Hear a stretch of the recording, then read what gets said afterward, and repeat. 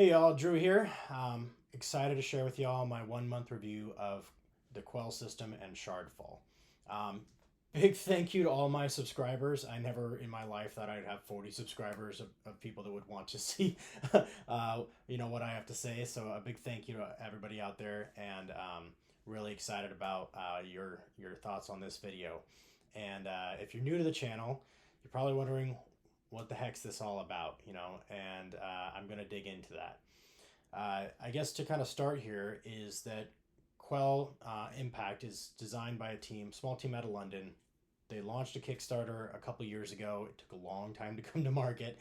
I was one of the early adopters, and I was blessed enough to be one of the first handful to get my hands on the system when they shipped it out. So I've had access to this for over a month in the pre-release version of the game, and I've got a lot of thoughts. There's some cons, there's some pros. Um, but what the system was really designed to do, and Shardfall's their first game released for it, was to gamify fitness and make it fun and addicting. And what I can tell you on the front end is, for at least this guy, they succeeded. So let me backtrack a bit here and talk about some quick stats I found online. Right, uh, over 3 billion gamers globally now. 38% of those roughly between the ages of 18 to 34. And at least in the US, where I'm located, 20% of the gamers say they spend between 6 to 10 hours a week, and an additional 8% spend significantly more. That's a pretty large number.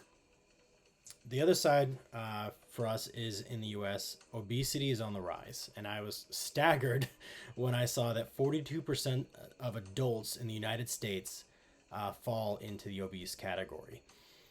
Uh, that's eye opening for me. In full disclosure, I am exactly all of those things. Fit right about that age range, spend about that much time gaming, and I unfortunately fall into the category of obese. So when Quell came along, I was looking for something to help me kickstart my life into the right direction. And I plan on making some changes to be around for a long time and be healthy for my family. And my doctor gave me a little bit of a scare recently. It's time to make some changes. So let me share with you my experience has been with uh, Quell Impact, which is the system the game is based in, and Shardfall, which is the first game released for it. I have played a lot of VR games in my time and done a handful of other fitness activities like Wii Fit and Ring for the Switch. This is a little unique, and what's really cool is the resistance bands, the harness, the fitness setup, and the fact that you also don't need a VR headset, which is a big win for me. Once you get the unit and get set up, it's relatively straightforward, and you're able to get up and running typically within 2 to 3 minutes. The launcher does take a bit of time to get going, but that's about enough time for me to get my harness on, roll out my yoga mat, and be ready to play. So the bigger challenge with the game is learning to move the navigation and the mechanics and the fights. The fights are probably the easier part in the beginning, but traversal has been the biggest challenge that most people have experienced, from what I've heard. And same here. And I'm still learning some of the ins and outs, the jumping, the ducking, and the running portion of it. When it comes to the fighting, that's where this game really shines. I've seen comments in my earlier videos that it sometimes seems like there's a lag from the punch to the screen reaction. And I can say in real time, I don't notice it at all.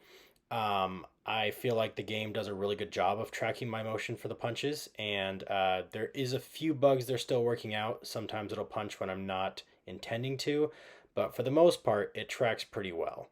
Um, and you just get this amazing feeling when you're getting that punch in with the resistance bands, and then the controller also does have a haptic feedback, so you actually feel like you're hitting something. And it's hard to explain until you've actually physically tried this, but it's very unique and it feels awesome, especially when you get through a really tough fight or a boss fight and get to see them go down. For returning viewers, you might want to skip ahead for some of the next parts. There's going to be an unboxing and going over Traversal and combat. I do include some new findings I've discovered in my playthroughs, but some of this might be just rehashing stuff you've seen in the past. So what is the Quell Impact? Well, it's right here. Comes in this pretty little box. This nice little slip cover goes over the top of it. I'm lucky I managed to save this. I never actually did a full unboxing video, but the this is the system that's used to play the games that the Shardfall team are, sorry, the Quell team are building. Shardfall is the first of those games. It's what we have access to now, and it really utilizes the resistance bands and the controllers in a pretty cool way. When the game was first announced, I've talked about this in some of my other videos, it was more of a harness system with gauntlets. So like the intro videos had like this functional glove on the top of your hand, and when you punched it, you know, actually we're making fists and punching with your fists. Looked epic, had a different setup on the resistance band. So come to find out, as the game was getting developed over time, didn't really work. They weren't able to track correctly. There was just a lot of issues that came up in the prototypes. So they ended up transitioning over to controllers. It was a bit disappointing. However, having been using it for a month now, I haven't had any issues with it, and it's still pretty awesome. I know the harness system changed a lot too, because people were saying they were getting a lot of irritation. They were getting rubbing from the different resistance bands. And so that's why we ended up with the new layout, which is a belt setup. Still have resistance bands and the controllers. So right here at the top of the box, you get this nice little display setup. And here are your impact controllers. Now your impact controllers, pretty straightforward. You got little joysticks, which don't do much right now, might do more later. You got a couple shoulder buttons. Your shoulder buttons are going to help you navigate most of your menu. They're also used in your combat to be able to parry. So you can do these kind of counterattack parries, which are pretty handy. In Traversal, you'll use the triggers to navigate as you run around the terrain. So it takes a bit of getting used to. And what I recommend is slight taps at first. If you hold these down, you will go right into the wall. Okay, below that we have our chest pod. Now your chest pod goes into your belt, sits around your chest torso area. These do a couple things. So this is going to track motion. It's going to track your jumping. You have to duck. So there's jumps, there's squats, there's running in place. So this will track all of that motion. It also has a bit of haptic, so do your controllers. So the cool part here is when you punch something, you're going to feel that impact here, plus the resistance band creates that resistance pull on it. So you actually feel like you're hitting something. When you get hit, because you didn't have a good guard, you're gonna feel a little bit of rumble there too. In fact, sometimes I think they could kick that up another notch to really be able, but they don't do that. So that's the majority of what you're going to be using here as far as like controller wise. So these are the only things that actually power on. There is I'm going to come a little closer here. On the controllers, there's these small buttons. You have your A, B, and then this is kind of your menu button. You're going to hold this down for a few seconds and it'll turn purple. That means it's on. For your impact chest pod, there's a small button in the back here. You're going to hold that button down. Same thing, it blinks a little bit, turns purple. So, pretty nifty. Set these down for a second. Let's go on to the next part here. Below that, next thing you get here, vacuum sealed package for your belt. Now, the belts come in 3 sizes. I believe they come, or no, maybe 4. I think they come small, medium, large, extra large. I got a large. I'm a bigger dude. But it tells you on the size what you got here. As of right now, the size you order is the size you get. So they don't have additional belts for sale yet. They are coming soon. They're just trying to get out all the backers for the Kickstarter, the Indiegogo, and then the pre-orders out before they start selling additional product that they don't have access to yet.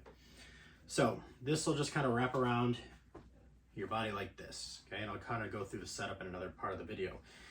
Your chest pod goes in here. There's a little sleeve. We'll talk about that as well when we're doing setup. But your resistance bands clip into the back. It's pretty nifty. Mine has not had any issues. It's pretty durable, pretty quality. The Velcro on it's pretty nice. You also get a guide that comes in multiple languages. Not actually that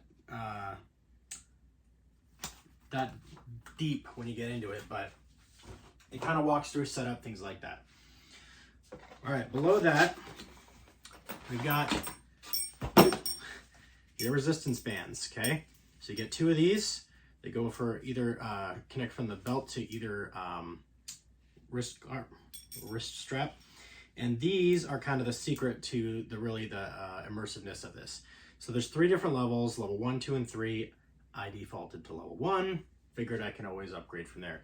Again, same thing with the belt. These only come in the size you order for right now until they get all the product out, and then you can order additional straps as you need to.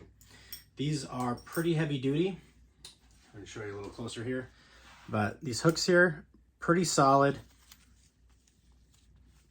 pretty good resistance. I am excited to see what the level 2 and level 3 have to offer as I get there. All right, a little below that, we've got your wrist straps. You get 2 of these. They're not terribly padded. They're pretty lightweight, breathable, which is nice. Velcro's fairly easy to do. They have a quick thumb strap that allows you to orient them in the right spot, and then you can kind of wrap them around. They Velcro in, and you'll see they have a little D-ring to hook to your resistance bands. So these are kind of nice. I know some people have asked for more padding on them. I haven't had issues with them, but I think it was really how you get them on and if you get used to them or not. Below that, we've got nice little pictures in here and everything. So the charging station. So this is kind of nifty. What I like about this is it is magnetized. So you'll see the little charging part here. These only go in one way onto the pad, so just kind of clicks in. So if you're not directly on it, it'll line itself into place. So the wireless charging stations, it's pretty obvious which orientation they need to go into, but it's magnetized, works, no issues here. One point of order here is when you get this, your manual tells you need to charge your system for 1 hour once you get it. And what a lot of people see is that these light indicators don't light up when you're charging it, and I still don't have that happen. I know they're doing a firmware update down the road that'll show that so people can tell that they're charging. Mine to this day do not show when they're charging, so you just kind of have to go with faith on it. Now, if you leave them on and leave them on the charger, they'll kind of blink yellow and then turn off a little bit. However, I just fully turn them back off. I hold the buttons down to turn them on and off. I turn them off when I'm done working out, and I always have a full charge the next day. I've left them on before just to try it out, and the next day I only had 38% charge, and there's just enough to do a full session, but I was like, I'll just turn them off for now. So that's something they're working on. I think they are gonna have an indicator light on down the road. 2 last pieces of the puzzle here is we've got, there's a tiny little box here on the inside. Underneath that, that's where your USB-C cord is to plug that in and charge it. I almost threw that away. Luckily I kept the box anyway. But and the last piece is this little USB dongle. I've heard some people threw this away on accident. Don't do that. You need this. So this is what you're going to plug into your PC to be able to run the Quell Impact. So you plug that in. I've got a MacBook Pro M1, so I plug this into a little adapter I've got in here. It's a HDMI, USB, and an additional lighting port. Plug that in, connects to the system. You can't launch the game until you have that dongle in, and then you've turned your all 3 of your controllers on, the chest pod and the 2 controllers. Then you can launch Shardfall. We'll talk about that setup here in a minute as well. So that is pretty much everything you get in the box. So it's a nice presentation.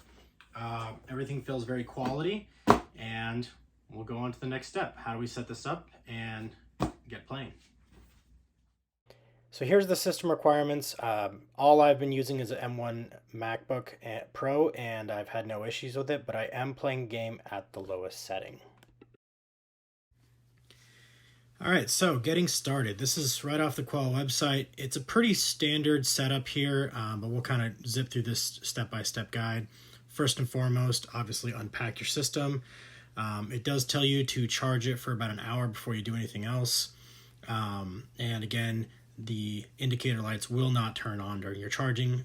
Don't expect that. It's normal as it is right now.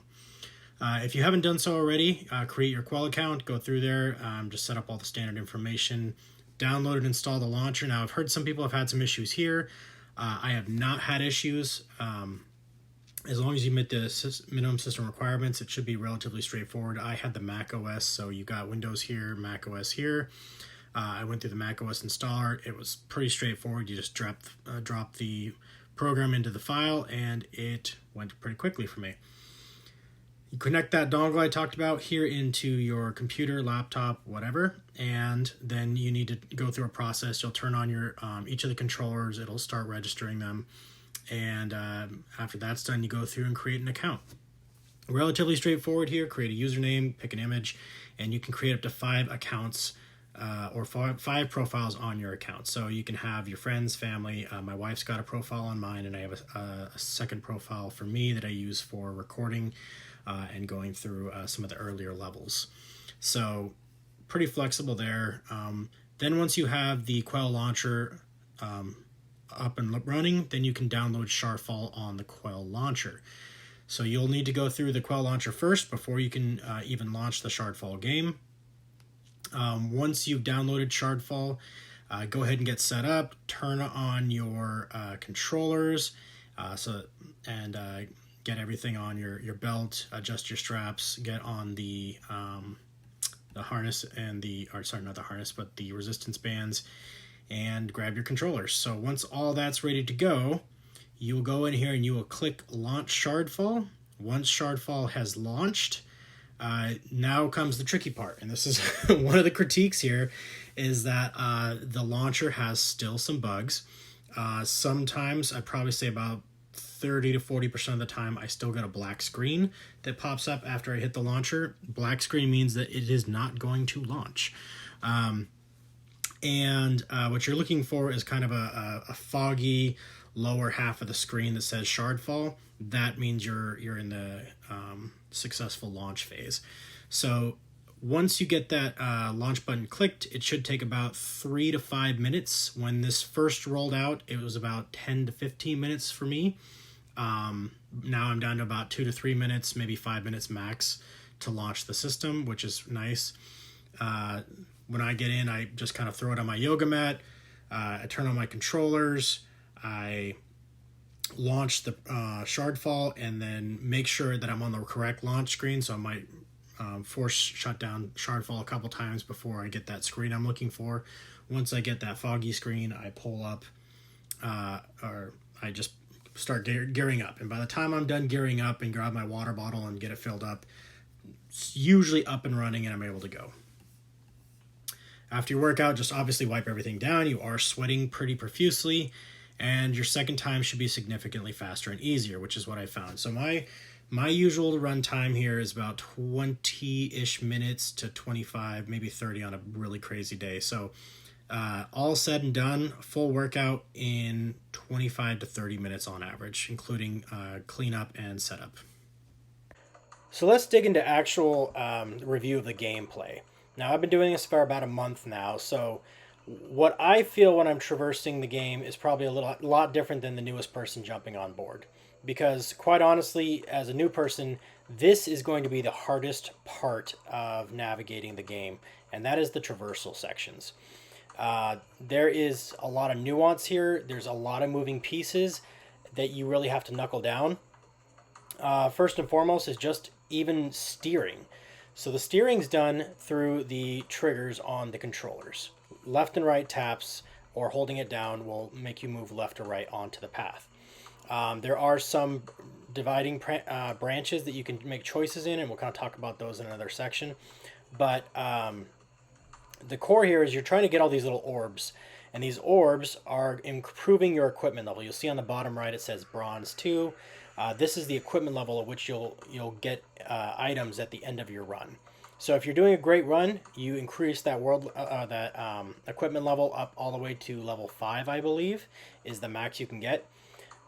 There's also a lot of other things in your way. So there, between the obstacles and jumps and ducking, there is quite a few nuances of what you have to pay attention to. Now, for the jumps and the ducking, what's really great about this is if you've ever been like at a CrossFit or any kind of fitness class, a lot of times they'll make you do squats and jumps or burpees. God, I hate those. The game makes it really fun where you don't really pay attention to the fact that you're doing a lot of jumps and squats, and they kind of sneak up on you. And the higher level you get, the more of them you're going to do. You'll also see when we do have branching paths, there'll be Stonefist, Moonchild, or Flamebringer. And what these are is now you're starting to make your choices for your build throughout the game. So you actually do kind of have a roguelite approach here where you're going to build out different stats and perks and bonuses that allow you to tackle the fights in a different way. So if you're doing Flamebringer build, for example, you're going to end up with like Burning stat, which allows you to do damage over time. Moonchild has a lot of siphoning abilities, which allows you to keep your health up in a tough fight. And then Stonefist is general damage. The other thing about Traversal is sometimes you'll get into these rage zones where the screen kind of turns pink or purple, and all of a sudden Traversal gets even harder. Now there's way more obstacles.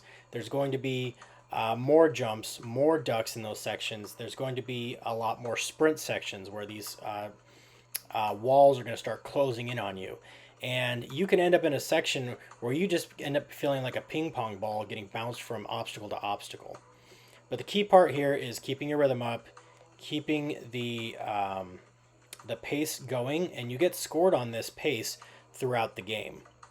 So again, a lot of the way this plays out is depending on how you learn how to navigate the tracking of the chess pod and the controllers. This is probably what took me the longest to get good at, but once you get it down, it really does add a lot to the gameplay, I think. Now, if you do have a reason why you can't run or jump, maybe you're in an upstairs apartment, or you have downstairs neighbors, or you just have different issues that prevent you from being able to do this. I threw out my back for a week, and there is an auto run feature and an auto jump feature. However, there is no auto duck feature, so that kind of tweaked my back a little bit when I had to navigate that. But again, once you get used to this, a lot of it is really just an addition to the workout, and it keeps your heart rate up. So with that being said, I think the next big thing is to jump into the fight section. So let's dive into my favorite part of Shardfall, and that has to be the combat. Right off the bat in the tutorial, you'll learn about 3 different punch styles. You've got a straight punch, you've got a hook, and you've got an uppercut. The key to victory is going to be some variation of these attacks. Beyond that, you need to keep your guard up. You'll see that I keep my arms up most of these fights, and that's because if your guard goes down, or if you're attacking too frivolously, your enemies will take advantage of that and be able to do damage to you. Your enemies also have the ability to do some unblockable attacks. When you have those happen, you're going to either have to jump over that attack or duck below it. Otherwise, you will take damage. With that defense, you can also do what's called a parry attack. And this allows you to press the trigger button on the controller right before an enemy hits you. And this will make your gauntlet glow with a little magic light for a second. And this will do some pretty strong damage in your counter. Beyond that, the real key to victory is going to be maximizing your blessings on the run. So you'll see at the end of a fight, you're going to get a reward of a perk. And some of these perks have to do with doing additional damage every second or third strike. It might be inflicting burning on your enemy, which does damage over time. Or it could create a siphon effect where each of your punches have a chance to heal you. So the tougher fights in this game, when you get to world level 10 to 15, are where you're really going to have to be selective on the perks that you get for each run. The blessings are randomized to a degree, but you do get a choice on which path you go down. So if you go down a Flamebringer path, they're all going to be fire-based techniques. Now, beyond that, the big thing here is the enemy variety. So this is the alpha release or the pre-release version of the game, and there's already 10 to 12 unique enemy types And each of those have different variations that might have different effects against them. Like maybe they'll do damage if you hit them in the wrong time, or maybe they'll sap your mana if you take too long to beat them. So there's a lot of different variation there. Each of these enemies have a unique way to approach them. Either certain combinations you have to memorize and master. There's certain attacks that are unblockable that you have to get really good at countering, or you just have to learn to take them out as fast as humanly possible before they blow up on you. So there is a lot of variety, even in the early access version of the game. And those of us on the Discord know that they're already working on more enemies than this. So there's a ton more coming down the road. Now, when we're looking at these blessing builds, you also can pull that up in the menu at any time by clicking the left joystick. This gives you a lot of advantage here, and these are really more advanced things that you start to work on as you navigate the higher levels of the game. Um, Now, at the end of the run, you're going to have your toughest challenge yet, and that's going to be the Shard Guardians. If you get KO'd in this fight, you have to repeat that world level all over again. Uh, these enemies scale with each world level, and it gets pretty tough. By world level 10, it's not unusual to have to repeat a level one or two times.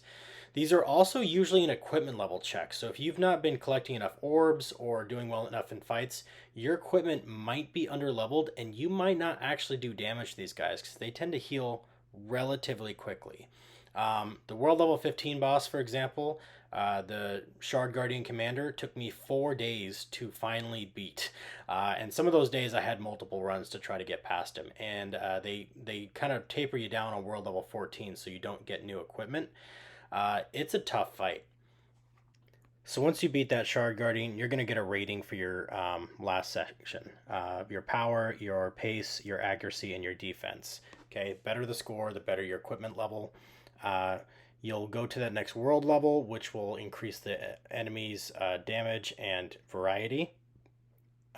Based on the equipment level you unlock, so here you see Bronze 5, that's the level of equipment you'll get at the end of this run. The amount of equipment you get is going to be based off your performance in 4 categories. The strength, which is really the rage level you managed to achieve, your mastery, beating the guardians without dying, momentum, which is, I think, consistent playthrough and having a great pace as you're going through this, and then commitment, which I think you just get kind of on a weekly basis. Then you get a Quell score, it lets you know how your performance is overall, and you can track this trend line as you continue to play Quell. It's also fun in Discord. We like to share our scores to our friends. All right, so all of that being said, and obviously I'm a big hype man for this game. I've been excited about it for years. I've been defending it to my wife after I did the Kickstarter for a long time now. So I want the Quell system to succeed. I want them to continue creating content and games for this system. I want Shardfall to be a rocking success. But remember a couple things here. This is a crowdfund campaign from a small development team, and this is the pre-release version of the game. So, that being said, there are some issues. So let's talk about those. First and foremost, loading. Just getting the game to load. Now, I know some people say they're having massive loading issues, and I'm not sure what their computer specs are, but I know from my specs, which technically meet the minimum requirements, I probably have to try to load the game 2 or 3 times a day for it to actually load. I don't think I've ever. Now I've had it once. One time I loaded it and it just went straight the first time. Never again. Typically, I get 2 or 3 black screens of death, and then I click it the third time, and I'll usually get to the foggy screen then. So that's frustration. There was a 2-day period of time where they did an update for the MacBook users, and I was completely shut out of the game. A huge thank you to Wob on the dev team for helping me get up and running again. Really appreciate that. But yeah, that was frustration. I haven't had that issue since then. Everything's been more or less running the same as it was beforehand. So that's the first major thing I'll talk about. The load issue is real. I know I'm not the only one experiencing it. Those with higher end spec machines might have less issues. I'm not really sure. The other thing is tracking. So the chest pod and the controllers have a bit of tracking issues. And that's across traversal, that's across combat. and even sometimes navigation of the menu. So the entry UI menu is a bit clunky. There's a cursor that moves very slowly, and that again, better system might not have this issue. Um, the menu navigation is relatively simple, but I think it's a little clunky, needs some work. You should be able to exit by just pressing a button instead of moving that really slow cursor all the way to the exit sign. Um, Equipment management, stuff like that, I'll talk about in a second. But once you're actually in the traversal section, using the triggers to navigate, which I've gotten fairly good. I'm one of the better ones at this right now, I think, from all the people I've talked to. I've gotten fairly decent at navigating and getting all the orbs. However, it is a bit jarring sometimes, and I do feel like there's a bit of uh, clickiness when you're trying to get over to an orb or something like that. So I feel like they could smooth that whole navigation part out a lot. The other thing that's really frustrating is when you do hit an obstacle, you instantly hit like four more because you can't see anything, and then you can't navigate anymore. So you'll end up just like pinging down 4 or 5 obstacles, especially in the harder levels where there's obstacles every freaking 2 feet. So that's just kind of annoying more than anything. But I mean, like I've literally had a span where I've hit 5 or 6 objects in a row just because I couldn't see what I was doing to get out of the way of the rest of them. And by the end of it, I'm like a quarter down of my, or a third down of my health almost, to go into that next fight, which is not fun. Running tracking, big issue. Uh, Now, I've messed around with this a lot. I moved all my settings to the highest setting on the difficulty for the punch, strong punch, and running.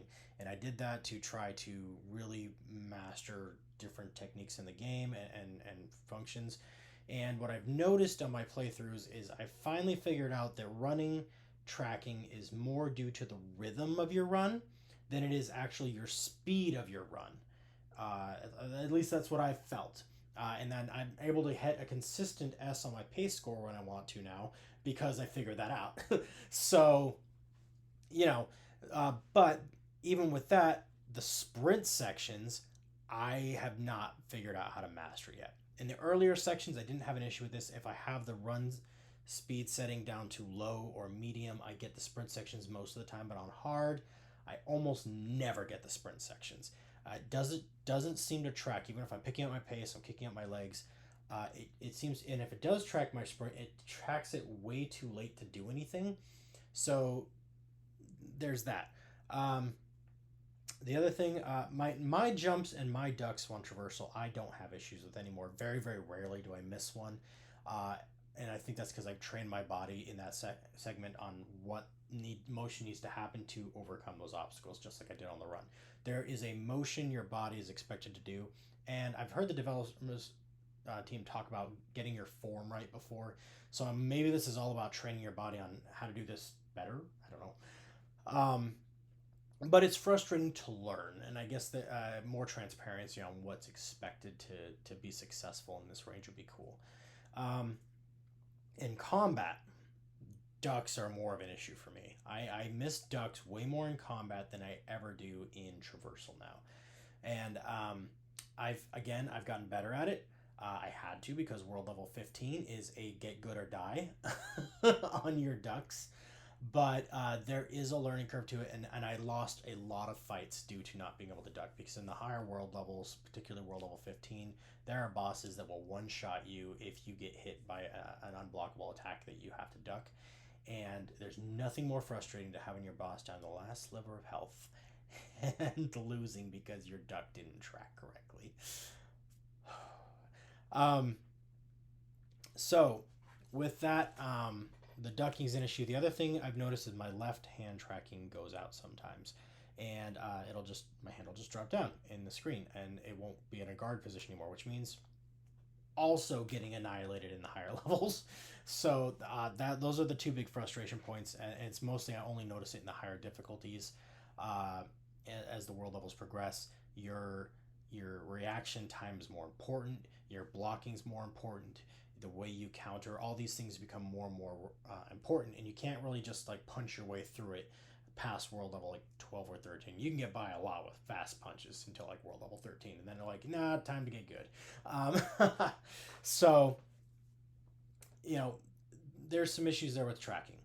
And then also sometimes the controllers will just disconnect, and then I'll have to pause the game, reconnect it, get it going, and then start, keep going. I've also had it kick me out of a run, go straight back to camp once. Now again, I probably should be putting all of these to the dev team, but I figured they got plenty of things to worry about. And then also lately, and I've seen other people have this too, there's been an issue where it's pausing on its own. It'll just pause mid-run or mid-fight, and then I've got to unpause it. So there are some janky issues you gotta expect with this. Now, is that going to be there when the game's full release comes out? Is the full game release going to come out in time for the Drop 2 backers, or is it going to be in time for the pre-orders, or is it going to be a few weeks after that? I don't know. I anticipate they're working on it, and I know they're taking a lot of the feedback we've sent them and implementing that, and they've already rolled out a few updates that have fixed some of the bugs I've talked about. So, story, another big area opportunity, I think, because the story is pretty bare bones, and it's usually told through these little text blocks at the beginning, right before you start your run. Honestly, the first time I ran through the game, I barely looked at most of them. I'm trying to go back through them now, and there's usually like 1 or 2 paragraphs of text, maybe a few more, but not a lot there. And it's sad because I think there's so much opportunity here. There's a lot of really cool ideas. One of the things I've heard suggested a lot is a post-workout cooldown. So maybe like something like a Tai Chi thing, or stretching. I don't know, but where you can kind of expand upon that story and kind of sink us into it a bit more. Where we're already invested, we're cooling down after a hard workout. Maybe 2-3 minutes of just some chillax talk about what's going on, and build a cooldown into that. That would be really cool. And I just came up with that idea, so I think that'd be awesome. Anyway, other things with the game is loot. Loot is kind of lame right now.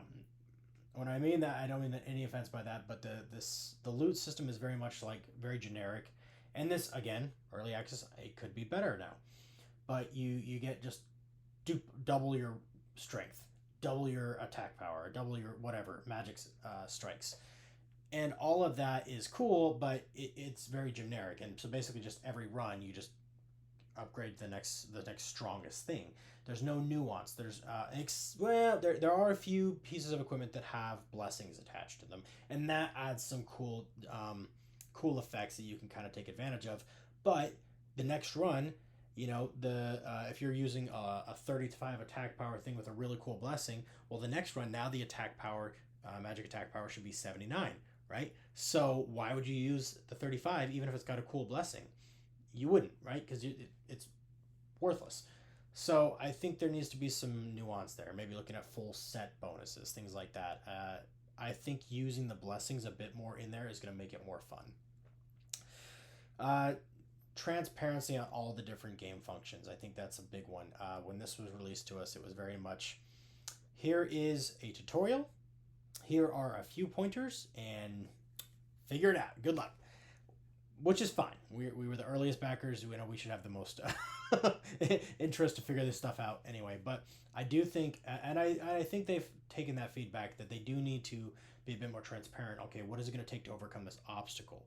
Why aren't you being able to beat this boss? There was one boss in particular where I just couldn't beat them because every point of damage I did, they healed. And I come to find out later it's because my equipment level wasn't high enough. And I couldn't beat the boss to go get the next level of equipment, so I found out what I had to do was die in the round, and that way I would finish the level, not complete that world level. I'd get the new equipment. The next round, sure enough, it was a breeze. So it was equipment check, but it wasn't clear, so I just beat my head against this fight for 3 or 4 days. Like, why can't I beat this guy? And he wasn't strong enough to actually kill me, so I was like, well, I wouldn't have thought of that solution. And then the world level 14 to world level 15, you stop getting equipment upgrades.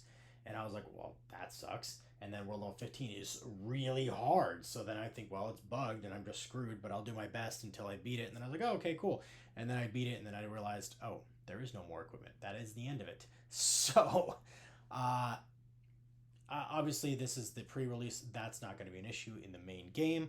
So there's things to keep in mind there. So that's kind of my critiques, things I'd like to see differently. I'm really excited about what they're bringing in the future. I'd love to see what they have for different games coming out down the road. You know, archery, sword fighting sound epic to me. Um, the dev team's amazing. They respond very well. They're taking a lot of feedback. They're rolling out all the launch of the product for the backers for Drop 2 and then the pre order shortly after that, while still working on finessing this game for us. So, I mean, there's a lot going on there, and I've been really happy with what they've been able to do. I'm a huge fan of the system. I want it to be successful. I want it to, keep growing. I want them to produce new games. So, um, they are running a promo right now. I think it's $100 off of the system if you order it before the end of May. And I'll put a link down below. I don't get anything for that, but again, I want this to be a huge success for the Quell team and for them to continue to produce this. And also, I have a lot of fun making these videos, so so I want them to keep doing it. The What are the results? So I talked about this in the beginning when and even in my 1 week review. Is in the beginning I wasn't really seeing any weight loss, anything like that, but I was feeling more energetic. I was getting out of bed earlier. I was feeling more alert in the morning. So that's still true. I worked out every single day on the system, minus the 2 days that I was down. And for those 2 days, I was doing other workout stuff with my wife, who's a big running person and has a whole bunch of fitness stuff. So I went and did some other workouts and got my time in there. So my average workout's about 25 to 30 minutes. And some days I do a double session, and those will be closer to 45 minutes, give or take. You get a chance at the end of every run to extend your time for a few extra minutes for one extra fight. Most days I don't choose that right now because I'm in hard mode and I'm pretty tired. And then if I'm doing a double run, I don't choose that. Sometimes I do. My average calorie burn, according to both the Quell system and my Apple Watch, and I just do a boxing fitness, I'm not sure, as close as I can think of, it's about 300 calories on a 20 to 30 minute workout, and then it's about 700 calories when I do the double. So pretty decent. My doctor was impressed. So now, having done this for actually over a month now, it took me a long time to make this video. This is the most technically difficult video I've ever put together, so I hope you all enjoy it. I'm learning a lot. I'm trying a lot of things out here. But this is taking me like weeks to put together, and I've got to get better at this. So, I've got a smart scale, a Withings smart scale that's supposed to track like fat percentage and stuff like that, and I don't know how accurate it is. However, and I try to look at what the actual trend lines are. So when I started working out, I was floating between 223 to 225, give or take, and then my current weight has been steadily set around 215, and I think when I show my 1 month results, I'm sitting about 216. So pretty significant weight drop, and that's been pretty consistent. So you'll see there's like this weird spike. I didn't actually start tracking this like in that scale until like the 8th. So the data's a little weird there right in the beginning. My fat percentage, body fat percentage, and muscle percentage. So when I started, my body fat percentage was floating in the range of like 31. And now it's down to 27 consistently. So that's pretty good. And I'm actually, according to my magic scale that may or may not be right, it says I'm really close to getting out of the obese category and into just overweight, which I am looking forward to. It means I'll get a little less heck from my wife and my doctor. Well, my wife doesn't give me a hard time at all, but my doctor does. So that's pretty cool. I'm really excited about that. I do not have a six-pack after 1 month of Quell. I don't even have guns, but I do have a little more arm definition. I've noticed that, so that's pretty cool. And I can definitely punch a lot faster and stronger than I was before. So, if I end up in a street brawl, I might do a little better than I would have otherwise. If that ever happened. Kind of cool. So 1 month review of Quell. Is it worth it? Absolutely. I'm a little healthier. Full disclosure on all that though, I have been doing intermittent fasting with that, but I was doing it before I started Quell. I just wasn't doing it very well. It's like I cheated a lot. So I stopped eating at 7 p.m. I started eating it again at 11. That's really the only health thing I've done. I'm still eating a lot of junk food. Maybe a little less, actually. I think I'm a little more health conscious about what I'm trying to eat now. But I still have pizza with the kids occasionally, cheeseburgers on occasion, things like that. I'm just trying to generally do that less. So I'm not doing any super diet. I've not been taking protein powder or anything like that. I'm starting to think about being a little more conscious about how I approach this, because I am burning a lot of calories, and I think I've heard putting protein in right after that's helpful. So I'm still learning all that stuff. Anywho, for me though, totally worth it. Getting in better shape. Slowly, it's not like I've dropped 30 pounds or anything like that, but almost 10, getting 7 pounds, not bad. And then the fat percentage going down is awesome. So I'm pretty excited about that. My wife tells me, and she's a big data nut on this stuff. She's like, "That's healthier. It's more sustainable, and you're probably not going to gain it all back if you, as opposed to just losing a crap ton of weight really quickly, and your body fat percentage stays up." So that is my 1 month review of Quell. Hopefully this was helpful, entertaining. If you liked my video, please like and subscribe to the channel. And I continue making these videos. I've got some fun ones planned down the road. I've actually got a ton of data and recording I've done over the last couple weeks, and I'm excited to share some of those videos with you. But more importantly, I got some fun stuff planned. I might be taking Quell on the go and doing some fun interactions in the local areas. And then also, I've got some guests I'm planning on bringing on soon as I can wrangle them to actually show up. So, y'all have a good one, and hope you enjoyed the video.